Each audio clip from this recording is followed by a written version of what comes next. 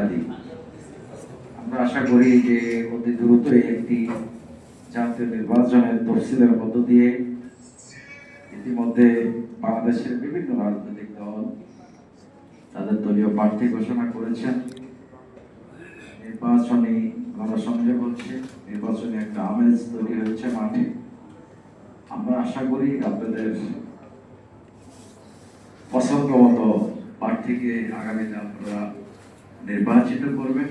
তার পরবর্তীতে যে নির্বাচিত সরকার আসবে সেই সরকার সিটি কর্পোরেশন নির্বাচন থেকে শুরু করে স্থানীয় সরকার, স্থানীয় যে ইউনিয়ন পরিষদ নির্বাচনগুলো সেগুলো সম্পন্ন করবে।